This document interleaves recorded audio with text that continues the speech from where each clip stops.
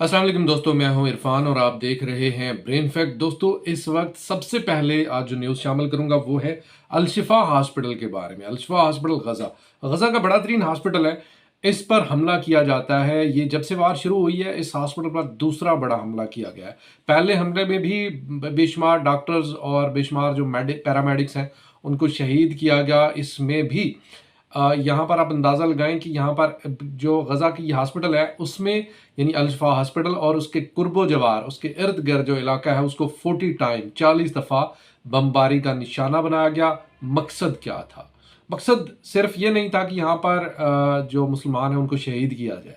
मकसद ये भी नहीं था कि यहाँ पर जो मुजाहिदीन हैं कोई तो वो छुपे हुए हैं उनको शहीद किया जाए। इसका एक ही बड़ा मकसद था और इसमें दो हाई प्रोफाइल जो जिनका ताल्लुक हमास से भी बताया जाता है, जो हाई प्रोफाइल लोग हैं वो इसमें शहीद हुए हैं, लेकिन ये हमास के साथ इनका कोई ताल्लुक नहीं था।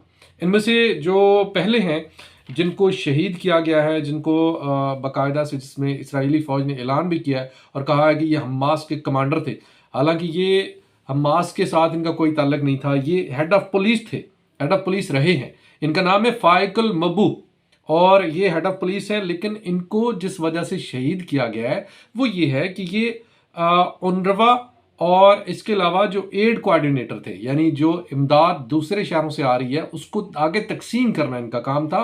एक और हाई प्रोफाइल जो इसमें शहीद हुए हैं उनका नाम भी मैं बता दूं, फिर आपको इसका मकसद समझ आ जाएगा कि इस सारी बमबारी का, इस सारे यहाँ पर हमला करने का मकसद क्या था। दूसरे जो शख्स इसमें शहीद हुए हैं उनका नाम राद अल बन्ना है और ये डायरेक्टर ऑफ पुलिस इन्वेस्टिगेशंस हैं और नॉर्थ गज़ा में ये तैनात हैं। इनको इनके बीवी बच्चों समेत शहीद कर दिया गया। ये अल-शिफा में छुपे हुए नहीं थे, ये इनको उनके बीवी बच्चों समेत शहीद किया गया है, क्योंकि ये इनके ज़िम्मे जो काम था वो ये था कि इनकी ड्यूटी ये थी कि जो बाहर से इमदाद आ रही है, जो ट्रकों की शक्ल में आ रही है, उसको सिक्योरिटी प्रोवाइड करना और उसको फैसिलिटेट करना कि लोगों तक वो इमदाद पहुंच सके, ताकि लोग वहां पर भूख से ना मरें। क्योंकि इस वक्त जो सूरत हाल है वो मैं आगे चलकर बताता हूं आपको, लेकिन इसराइली फ़ौज का ये मकसद था इन दोनों अफराद को, इन दोनों जो ये अपनी ड्यूटीज़ कर रहे थे, सर अंजाम दे रहे थे, इनको शहीद किया गया। अल-शिफा हॉस्पिटल पर बेसिक मकसद उनका ये था कि हालांकि जो इसराइली मीडिया वो उसमें बता रहा है जी 40 गन मैन जो हैं, 40 गन मैन जिनके पास असलहा था उनको शहीद किया। इसके अलावा और पता नहीं क्या क्या वो बता रहा है। इसराइल का जो टाइम्स ऑफ इसराइल है वो बता रहा है, लेकिन जो अल जज़ीरा है, अल जज़ीरा का पूरा क्रू, पूरे का पूरा जो स्टाफ है उसको अरेस्ट कर लिया गया। उसमें सबसे पहले अरेस्ट किया गया उनका जो कैमरा मैन है, जो जर्नलिस्ट हैं उनके अल जज़ीरा के, उनको पहले गिरफ्तार किया गया। उनका नाम है इस्माइल अल गौल। उनको बुरी तरह से तशद्दुद का निशाना बनाया गया, मारा पीटा गया और बाद में अल जज़ीरा का मुकम्मल जितना भी स्टाफ है सबको अरेस्ट कर लिया गया और उनका जो कैमराज हैं, उनका जो रिकॉर्डिंग सिस्टम है, सारी ईच एंड एवरीथिंग सारा कुछ तोड़ दिया गया। यानी एक तरफ कहीं पे निशान ना रहे। जाहिर है इसराइली जो टाइम्स ऑफ इसराइल है वो क्लेम कर रहा है कि 40 गनमैन थे।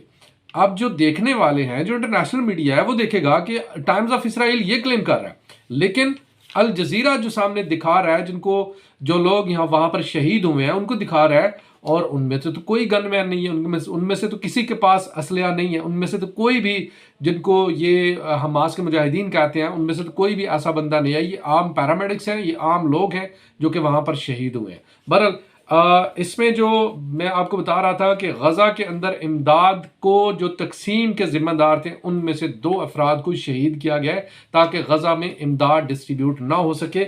जोसेफ बोरेल जो हैं, किस लेवल का वहाँ पर कहत फैल चुका है, किस लेवल का वहाँ पर इस वक्त लोग भूख से मर रहे हैं। जोसेफ बोरेल जो कि यूरोपीय यूनियन के जो जनरल सेक्रेटरी हैं, स्पेशल सेक्रेटरी हैं, उन्होंने कहा है कि गज़ा में कहत जो है वो आने वाला नहीं है, वो आ चुका है, वो शुरू हो चुका है। और इसमें उन्होंने बताया कि गज़ा की 100% जो आबादी है वो इस वक्त कहत का शिकार है। और जो एंटोनियो ग्यूटेरस हैं, जो कि यूनाइटेड नेशन के जनरल सेक्रेटरी हैं, उन्होंने कहा है कि इस वक्त गज़ा के अंदर हालात बहुत ज़्यादा ख़राब हैं और वहाँ पर फौरी तौर पर इमदाद पहुँचनी चाहिए। तो मैं दस्त बस्ता अर्ज़ करूँगा एंटोनियो ग्यूटेरस साहब कि یہ امداد پہنچانا اگر آپ کے بس میں بھی نہیں ہے، اگر اسرائیل آپ کے کنٹرول میں نہیں ہے، یونائٹڈ نیشن کا ڈھونگ رچانے کا کیا فائدہ ہے؟ یہ یونائٹڈ نیشن جو بنایا ہوا ہے اس کو پھر ختم کر دیں۔ اگر آپ اپنی باتوں پر، اگر آپ کوئی بھی عدالت دنیا بھر میں کوئی بھی عدالت جو اپنی اس پر عمل درآمد نہیں کروا سکتی، اس کو بند ہو جانا چاہیے۔ تو یہ جو یونائٹڈ نیشن کے بے شمار قراردادیں موجود ہیں یونائٹڈ نیشن کی اسرائیل کے خلاف، لیکن اس کے اوپر عمل درآمد نہیں ہو سکا، اور نہ ہی عمل درآمد ہونے کا، کیونکہ اسرائیل جو ہے وہ ایک غنڈہ ہے، بدماش ہے، وہ سارا کچھ کر رہا ہے۔ تو یہ تھی کچھ اس وقت تک کی یہ جو میں آپ کو بتا رہا ہوں اس حوالے سے، الشفا ہاسپٹل کے حوالے سے۔ اس کے علاوہ آپ کو بتا دوں دوستوں کہ کچھ بڑی اہم کارروائیاں ہیں جو کہ جن میں سب سے پہلے میں یمن کے حوثیوں کو ایک بار پھر سے ان کو مینشن کروں گا، ان کو بتاؤں گا آپ کو کہ یمن کے حوثیوں نے رائٹ نو انہوں نے کیا کیا ہے، اپارٹ فرام کہ جو برطانیہ ہے، جو امریکہ ہے، انہوں نے دعویٰ کیا کہ انہوں نے یمن کے اوپر حملہ کیا ہے، اور جو ایئر اسٹرائک کی ہے اس کے اندر انہوں نے وہاں پر انہوں نے جو 7 جو میزائلز ہیں، 7 میزائل لانچز ہیں ان کو تباہ کیا ہے۔ اس کے علاوہ 3 ڈرونز انہوں نے تباہ کی ہیں، اس کے علاوہ 3 جو اسلحہ ڈپو ہیں وہ انہوں نے تباہ کی ہیں۔ تو یہ ساری چیزیں ایک طرف، لیکن اس وقت ایک چھوٹی سی ویڈیو دیکھیے گا، یہ یمن کے حوثیوں نے لانچ کیا ہے، یہ آپ ویڈیو پہلے دیکھیے پھر اس کی تفصیل آپ کو بتا۔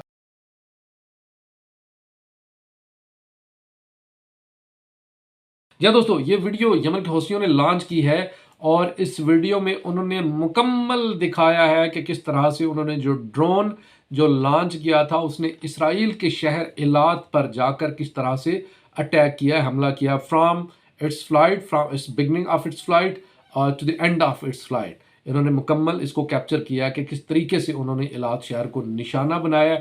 دوستو، یہ جو بیلسٹک میزائلز کا اس وقت ایک شور اٹھا ہوا ہے، تو یمن کے حوثیوں کے پاس یہ والا میزائل بہت خطرناک ہے، جس نے نہ صرف اسرائیل تک پہنچا ہے بلکہ اسرائیل کے ڈیفنس سسٹم کو چکما دیتے ہوئے، اس کو بائی پاس کرتے ہوئے اسرائیل کو ہٹ کیا ہے۔ تو یہ ایک بہت بڑی الارمنگ سچویشن ہے کہ اس طرح کے خطرناک ہتھیار جو ہیں وہ یمن کے پاس موجود ہیں۔ ایران نے ایک اور خطرناک ہتھیار جو ہے وہ لانچ کیا، وہ بھی آپ کو میں بتاتا ہوں رائٹ نو۔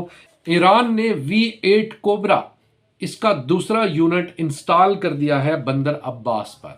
اب یہ V8 کوبرا کیا ہے؟ V8 کوبرا جو ہے یہ ایک ایسا سسٹم ہے جو کہ جو ریڈارز ہیں، جو دوسرے الیکٹرانک اس طرح کے جو دفاعی ساز و سامان ہیں ان کو جام کر دیتا ہے، ان کو مکمل طور پر نیوٹرلائز کر دیتا ہے، اور اس کی جو رینج ہے وہ ہے 250 کلومیٹر، بے شک فضا میں بے شک زمین میں، یعنی ہر طرف سے یہ 250 کلومیٹر کے اندر جو بھی ریڈار ہے اس کو تباہ کر دے گا، اور نہ صرف ریڈار اس کو بالکل نیوٹرلائز کر دے گا، اور نہ صرف ریڈار بلکہ اس کے علاوہ جو اس کو LEO لو ارتھ آربٹ کے اندر جو سیٹلائٹس ہیں ان کو بھی جام کرنے کی صلاحیت رکھتا ہے۔ یہ اتنا خطرناک ہے، اور اس نے اس سے پہلے جو اس کا پہلا سسٹم ہے اس نے جو P8 پوزائڈن انٹیلیجنس جو US نیوی کا ایک گیدرنگ ایئر کرافٹ تھی، جس میں کافی سارے ایئر کرافٹ تھے، ان کو کامیابی کے ساتھ اس سے پہلے یہ نشانہ بنا چکا ہے۔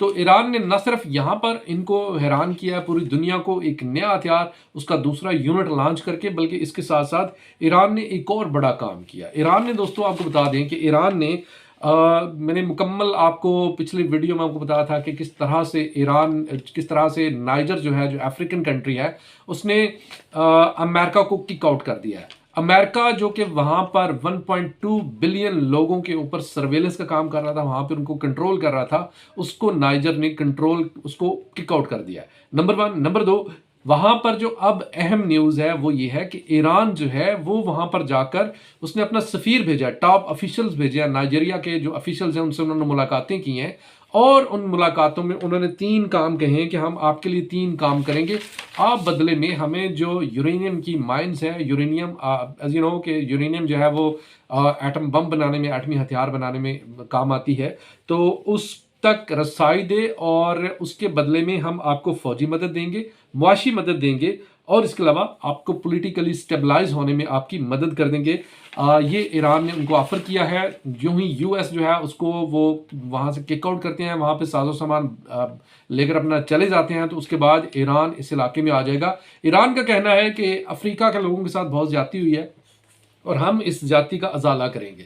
افریقہ کے جو ریسورسز ہیں وہ پوری دنیا لے کر وہاں سے چوری کر کے پوری دنیا امیر ہو گئی ہے، اور افریقہ جو ہے وہ ویسے کا ویسا ہی ہے. تو ہم افریقہ کے یہ ریسورسز جو ہیں ان کو چوری ہونے سے بچائیں گے. ہم یہ ریسورسز جو ہیں ان کو چوری نہیں کرنے دیں گے کسی اور ملک کو. اور اسی سے جڑی ہوئی ایک اور نیوز بھی آپ کو دینی بڑی ضروری ہے. امریکہ نے کہا ہے، ایک الزام لگایا ہے، یا واٹ ایور جو بھی آپ اسے سمجھ لیں. امریکہ نے کہا ہے کہ ایران جو ہے IAEA سے تعاون نہیں کر رہا. IAEA جو ایک تنظیم ہے جو کہ ایٹمی ہتھیاروں کی جانچ پڑتال کرتی ہے کہ کون سا ملک کتنا یورینیم افزودہ کر رہا ہے، کتنے ایٹمی ہتھیار بنا چکا ہے، کیا اس کی پروگریس ہے کس طریقے سے. تو وہ IAEA سے تعاون نہیں کر رہا. اب اگر اس کو اسی نیوز کے ساتھ ملا کر پڑھا جائے تو سارے کا سارا کھیل جو ہے آپ کو سمجھ آ جائے گا کہ اس وقت کیا کھیل رچایا جا رہا. اور دوستو، امریکہ جو ہے یہ 7 اکتوبر کے حملہ ہونے سے پہلے شروع میں ہی یہ سارا چونکہ مکمل پلان تھا امریکہ کا، اسرائیل کا، کہ اس طریقے سے جنگ کو لے کر چلنا ہے، اس طریقے سے حملہ کرنا ہے، یہ سارا کچھ کرنا ہے. تو ایک رپورٹ سامنے آئی ہے. وہ رپورٹ جو ہے آنکھیں کھول دینے کے لیے کیا کافی ہے، یہ آپ کا ہوش اڑا کر رکھ دے گی. یہ اتنی خطرناک رپورٹ ہے. اس رپورٹ کے مطابق امریکہ اسرائیل کو 35,000 ٹن اسلحہ جنگ شروع ہونے سے پہلے پہنچا چکا تھا. 35,000 ٹن. اس میں 300 جہاز یعنی جو پلینز ہیں وہ، اس کے علاوہ 50 بحری جہاز اس میں امریکہ اسلحے سے بھر کر اسرائیل پہنچا چکا تھا. تو دوستو یہ امریکہ کا ایک ڈوئل فیس، ونس اگین میں کہوں گا ڈوئل فیس. کیونکہ اسرائیل کیا کر رہا ہے؟ اسرائیل یہ کر رہا ہے کہ اس اسلحے کے زور پر اس وقت نہ صرف یہ کہ وہاں کے لوگوں کو ویسے مار رہا ہے اس اسلحے کے ساتھ، بلکہ اس اسلحے کے بلبوتے پر امریکہ یہ سارے کے سارے جو بھی امداد ہے وہ وہاں پر پہنچنے نہیں دے رہا، اور وہاں پر لوگوں کو بھوک سے مرنے کے لیے چھوڑ دیا گیا. یہ اس میں جوزف بورل کا ایک اور اس میں وہی بیان جو اس میں انہوں نے دیا تھا، اس کے مطابق انہوں نے کہا کہ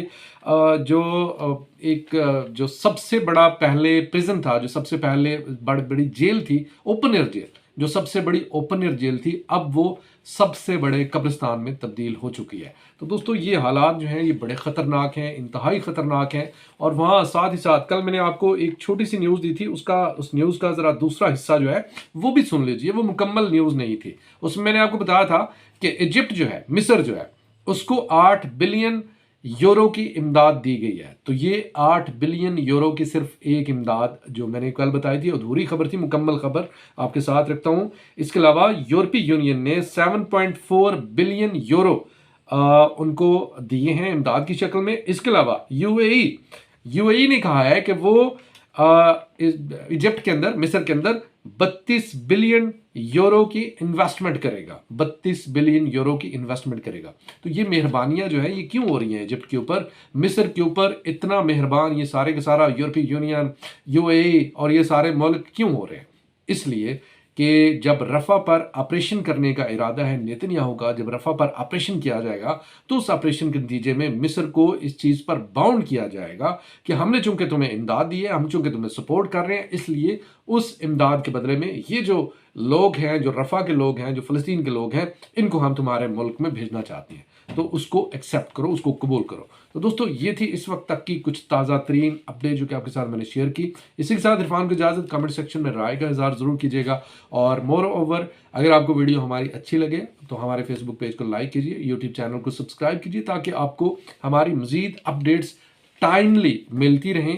اسی کے ساتھ اجازت. خدا حافظ.